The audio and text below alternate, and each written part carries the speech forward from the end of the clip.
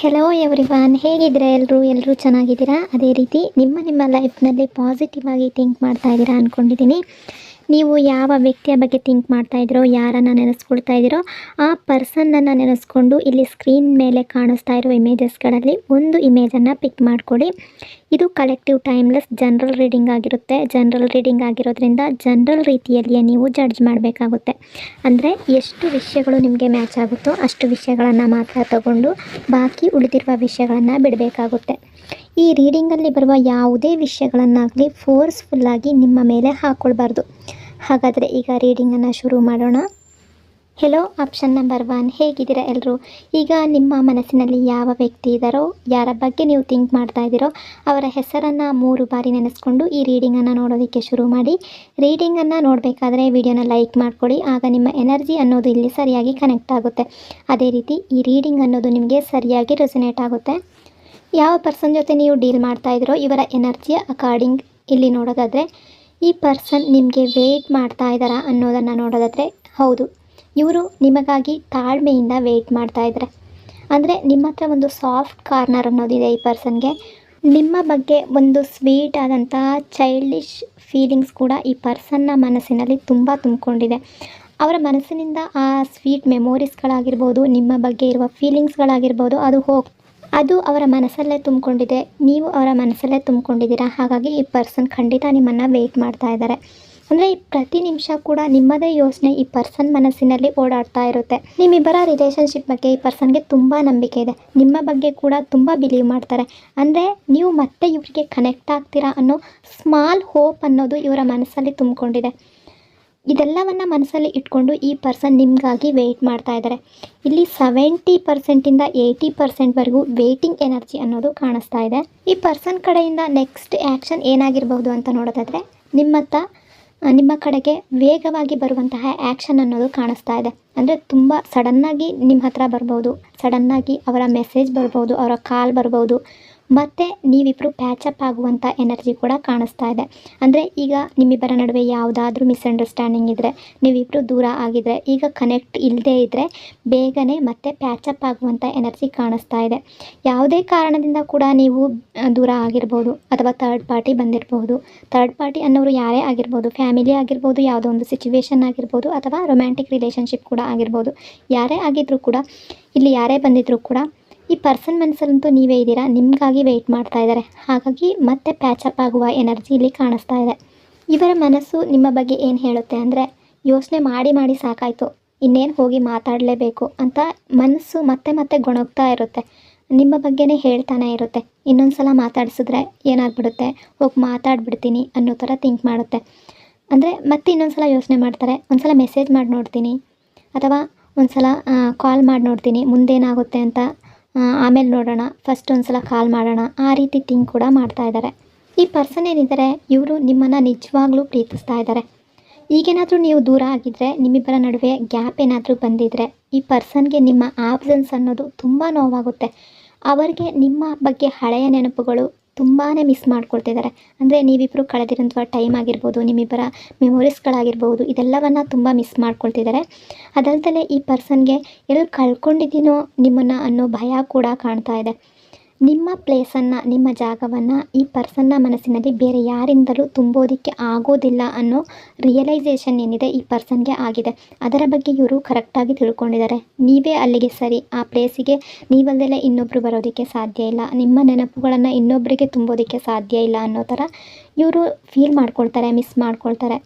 ಅದೇ ರೀತಿ ಈ ಪರ್ಸನ್ ನಿಮ್ಮ ಬಗ್ಗೆ ನೈಟ್ ಟೈಮಲ್ಲಿ ಏಕಾಂತದಲ್ಲಿದ್ದಾಗ ತುಂಬ ಥಿಂಕ್ ಮಾಡ್ತಾರೆ ಅಂತ ಅನ್ನಿಸ್ತಾ ಇದೆ. ಏನಾಗ್ತಾ ಇದೆ ಲೈಫಲ್ಲಿ ಅನ್ನೋ ರೀತಿ ಥಿಂಕ್ ಮಾಡ್ತಾರೆ. ಮತ್ತು ನೀವು ಇವರತ್ತ ಮರಳಿ ಬರ್ತೀರಾ, ಮರಳಿ ಹೋಗ್ತೀರಾ, ಇವರ ಲೈಫ್ನಲ್ಲಿ ಮತ್ತೆ ಎಂಟ್ರಿ ಆಗ್ತೀರಾ ಅನ್ನೋ ಚಿಂತೆ ಇವರನ್ನು ಕಾಡ್ತಾ ಇದೆ. ಇನ್ನು ವಿವರವಾಗಿ ಹೇಳಬೇಕು ಅಂದರೆ ಈ ಪರ್ಸನ್ಗೆ ನಿಮ್ಮ ನೆನಪು ಅನ್ನೋದು ಒಂಥರ ನೋವಿನ ಥರ ಕಾಡ್ತಾ ಇದೆ ಅಂತ ಅನ್ನಿಸ್ತಾ ಇದೆ.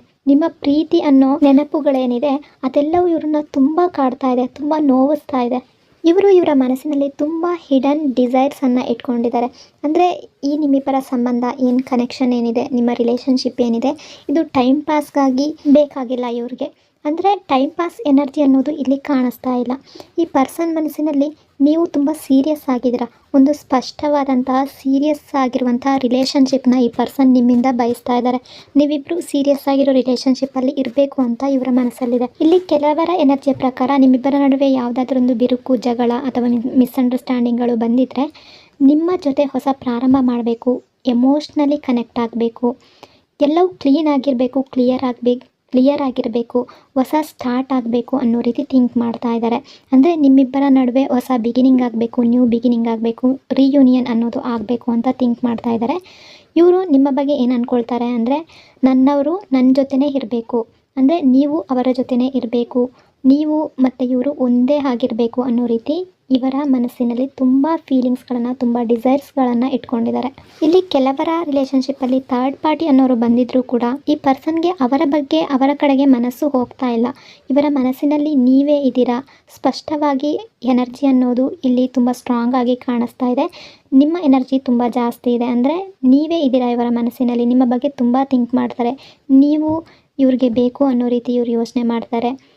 ನನ್ನವರು ಅನ್ನೋ ರೀತಿ, ಇವರ ಸ್ವಂತ ಅನ್ನೋ ರೀತಿ ಇವರು ಯೋಚನೆ ಮಾಡ್ತಾ ಇದ್ದಾರೆ.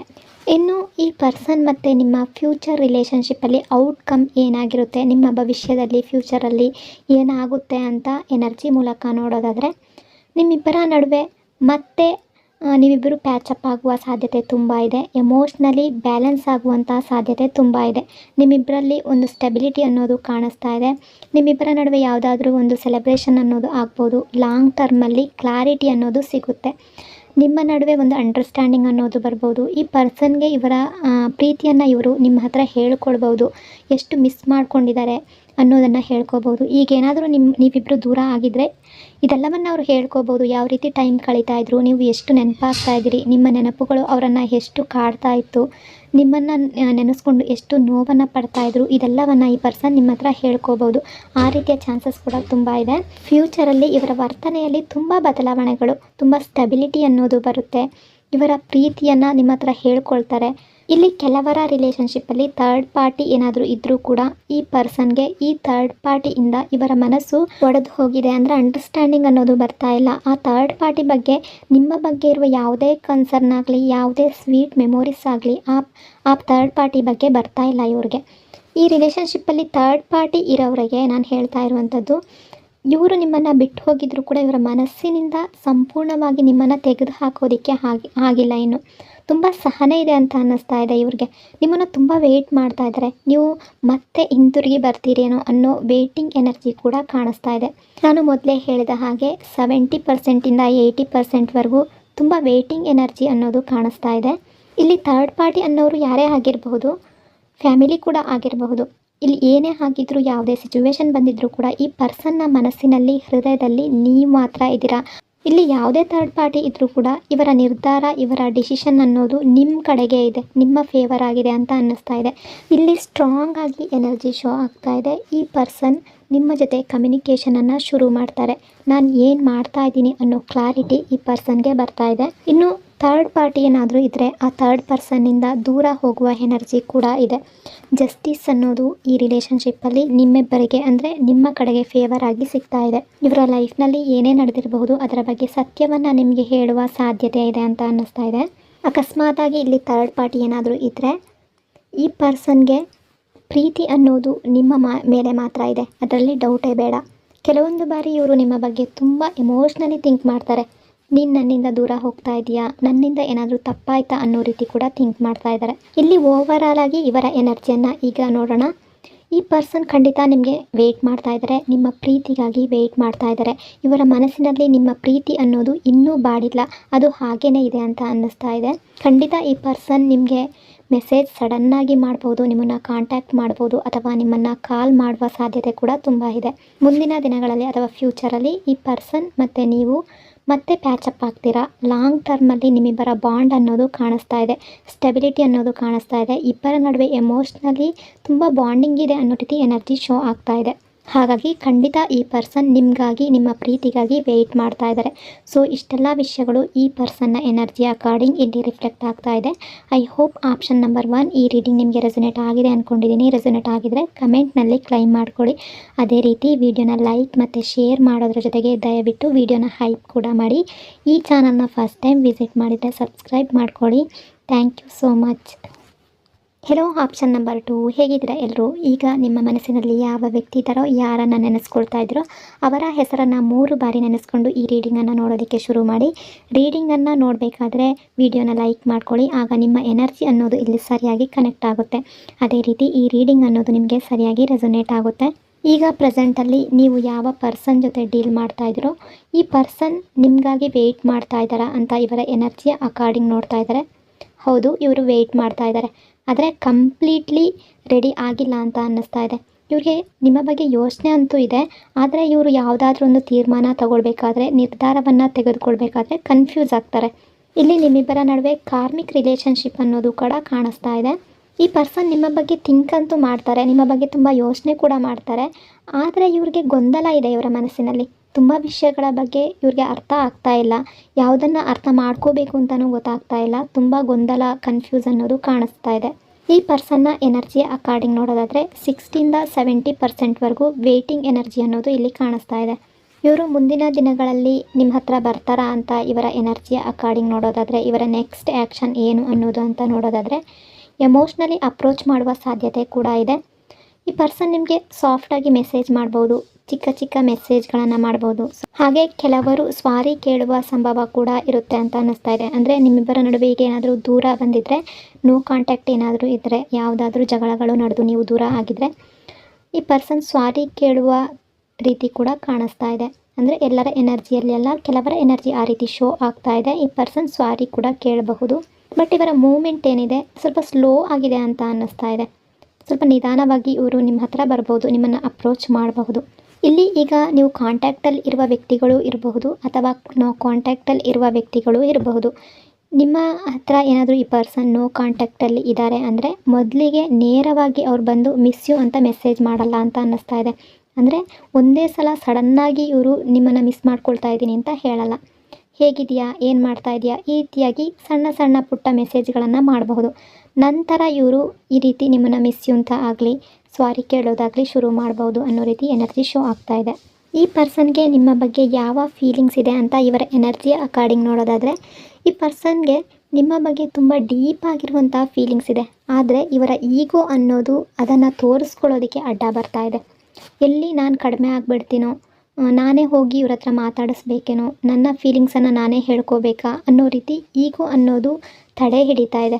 ನಿಮ್ಮ ಹತ್ರ ಹೇಳ್ಕೊಳ್ಬೇಕು ಅಂತ ಇದೆ, ನಿಮ್ಮ ಬಗ್ಗೆ ತುಂಬ ಫೀಲಿಂಗ್ಸ್ಗಳು ಕೂಡ ಇದೆ, ಆದರೆ ಹೇಳ್ಕೊಳ್ಳೋದಕ್ಕೆ ಈಗೋ ಅನ್ನೋದು ಅಡ್ಡ ಬರ್ತಾ ಇದೆ. ಈ ಪರ್ಸನ್ ನಿಮ್ಮ ಮೇಲೆ ಎಮೋಷ್ನಲಿ ಅಟ್ಯಾಚ್ಮೆಂಟ್ ಕೂಡ ಬೆಳೆಸ್ಕೊಂಡಿದ್ದಾರೆ. ಈ ಪರ್ಸನ್ಗೆ ನೀವು ತುಂಬ ಜೆನ್ಯೂನ್ ಅಂತ ಕೂಡ ಅನ್ನಿಸ್ತೀರ. ನಿಮ್ಮ ಬಗ್ಗೆ ಫ್ಯೂಚರಲ್ಲಿ ಡ್ರೀಮನ್ನು ಕೂಡ ಕಾಣ್ತಾರೆ. ಅಂದರೆ ನಿಮ್ಮ ಜೊತೆ ಯಾವ ರೀತಿ ಇರಬೇಕು, ಫ್ಯಾಮಿಲಿ ಇರಬೇಕು, ಈ ರೀತಿಯಾಗಿ ಡ್ರೀಮನ್ನು ಕೂಡ ಕಾಣ್ತಾರೆ. ಇನ್ನೂ ಕೆಲವರ ಎನರ್ಜಿ ಯಾವ ರೀತಿ ಶೋ ಆಗ್ತಾ ಇದೆ ಅಂದರೆ, ಇವರ ಬ್ಯಾಡ್ ಟೈಮಲ್ಲಿ, ಅಂದರೆ ಇವರ ಕೆಟ್ಟ ಸಮಯದಲ್ಲಿ ನೀವು ಇವರ ಜೊತೆಯಲ್ಲಿ ಇರಲಿಲ್ವೇನೋ, ಆ ರೀತಿಯ ಪೇಯ್ನ್ ಕೂಡ ಈ ಪರ್ಸನ್ನ ಮನಸ್ಸಿನಲ್ಲಿದೆ. ಅಂದರೆ ಇವರ ಬ್ಯಾಡ್ ಟೈಮ್ ಇದ್ದಾಗ ನೀವು ಇವರಿಂದ ದೂರ ಆಗಿದ್ರೇನೋ ಅಥವಾ ಇವರನ್ನು ಬಿಟ್ಟು ಹೋಗಿದ್ರೇನೋ, ಅದರ ಪೇಯ್ನ್ ಕೂಡ ಈ ಪರ್ಸನ್ನ ಮನಸ್ಸಿನಲ್ಲಿದೆ.